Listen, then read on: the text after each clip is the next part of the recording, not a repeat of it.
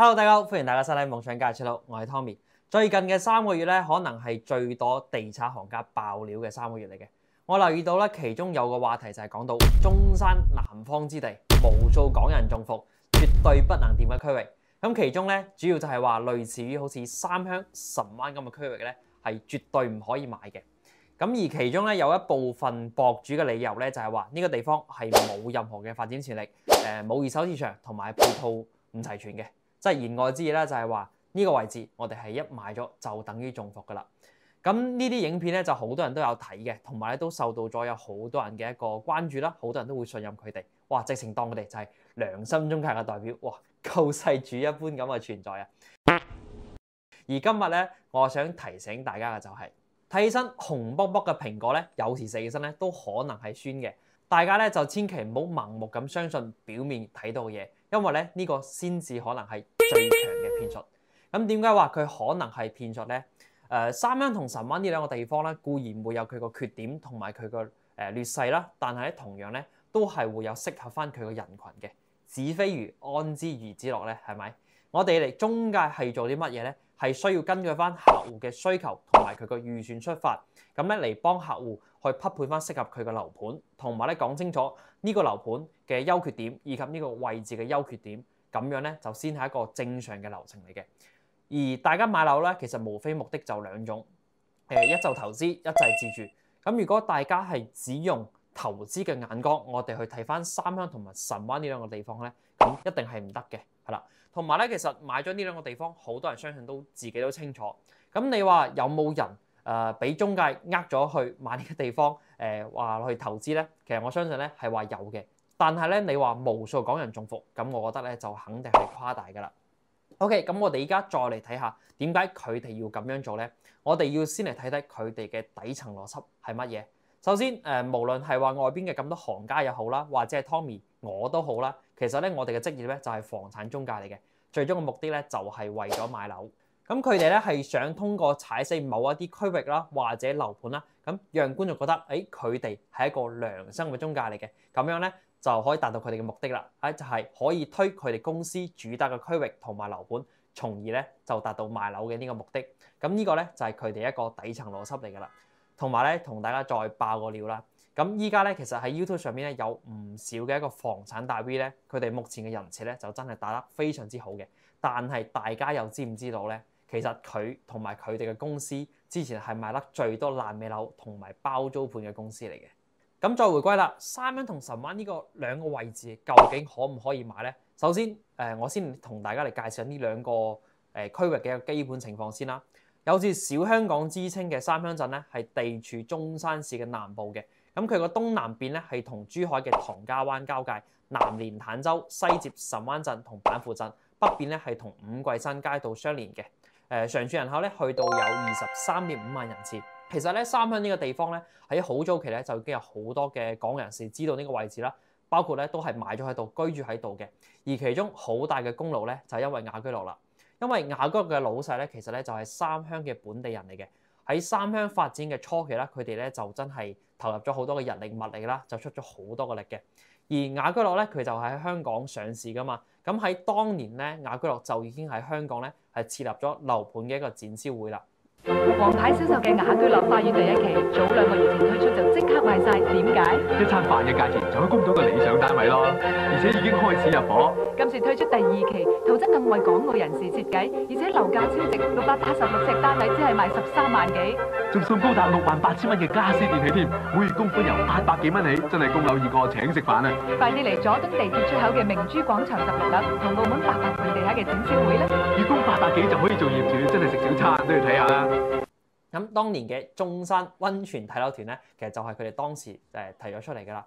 咁隨住後面嘅一個港人士買三鄉越嚟越多啦，咁雅居樂咧佢哋都係特登整咗個車站出嚟，同時咧係引進咗幾條來往香港嘅一個跨境嘅巴士線路啦。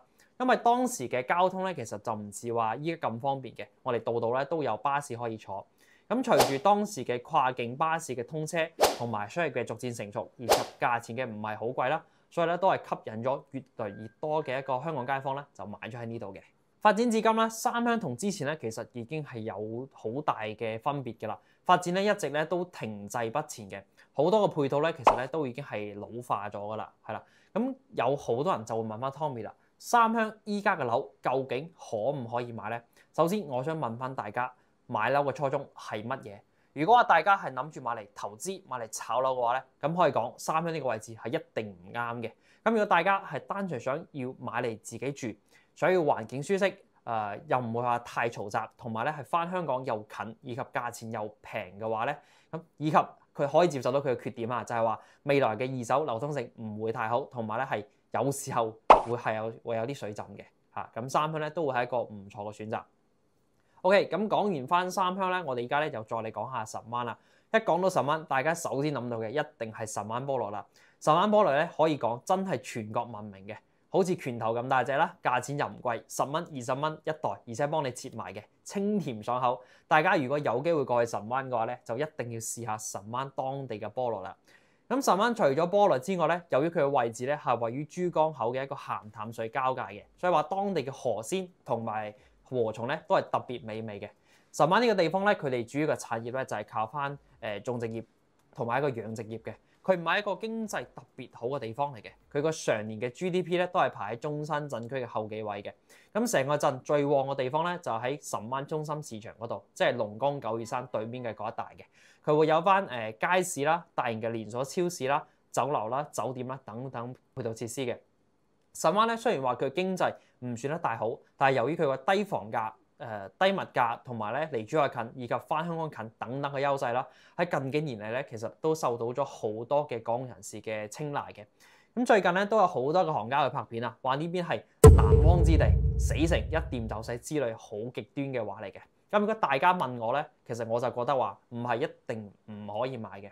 就好似我上邊講到嘅，我哋要睇翻你嘅需求係乜嘢，同埋預算係幾多。因為唔係個個老豆都係李嘉誠啊嘛，同埋咧唔係個個人都係咁中意熱鬧嘅地方嘅。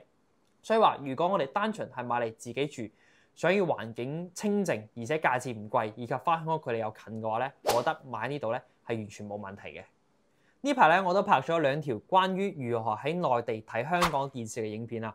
咁喺影片播出咗之後啦，我都陸續收到不少100個觀眾咧嚟同我諮詢嘅，而且咧其中大部分嘅人咧都係跟過中介買樓嘅，同埋咧中間仲有相當一部分係跟過大公司買樓嘅。呢個時候咧我就覺得好奇怪啦。其實喺內地睇香港電視，相信咧係大部分香港業主都想解決嘅問題嚟嘅。咁點解仲會有咁多嘅人喺原本嘅中介上面係解決唔到呢個問題咧？我了解翻嚟嘅情況就係：第一唔識搞，第二嫌麻煩，唔想幫業主搞，第三咧就係一開始佢哋公司咧就同客戶講，我哋公司會回佣幾多嘅，咁後面成交咗之後咧就完全唔跟手續嘅，都有嘅。我個人感覺其實作為一個合格嘅房產中介啦，除咗我哋帶客睇樓買樓之餘啦，其實幫客戶處理好買樓後嘅所有嘅手續以及相關嘅瑣事咧，我覺得都係有必要嘅。我哋講得最多嘅就係服務。如果一個房產嘅中介佢唔可以為客戶提供到一個優質嘅服務咧，咁樣對大家嚟講咧，嗰個體驗感咧係會差好多嘅。我哋好房子公司所有嘅同事咧都會同客戶輸出，我哋係會有提供合法合規嘅匯款渠道啦，買樓前後嘅專車接送、免費嘅收樓驗樓等等28項服務，並且落實到位嘅。咁出邊嘅好多個公司同埋行家咧都係話，見到人哋話有，佢哋又話有，但係我哋係後面真係可唔可以執行得到咧？咁樣咧又係一個問號啦。特別注意嘅係嗰啲一開始就同你講佢哋會回佣幾多個公司，就要特別留心啲啦。所以話咧喺內地呢邊買樓嘅話咧 ，Tommy 覺得其實最重要嘅係大家首先要揾到一個好嘅中介，一個咧唔單單識講，同埋咧仲要係可以真真實實幫大家解決到問題嘅中介，呢個咧先至係避免中伏嘅最好方法嚟嘅。OK， 咁我哋今期影片就到呢度啦。如果大家咧都中意我影片嘅話咧，歡迎大家幫 Tommy 點翻個 like 啦。同埋咧，大家如果喺買樓嘅呢件事情上面有啲咩問題嘅話咧，都可以隨時聯繫翻 Tommy 嘅。咁幫到大家咧，我都好開心。咁我哋下期節目再見啦，拜拜。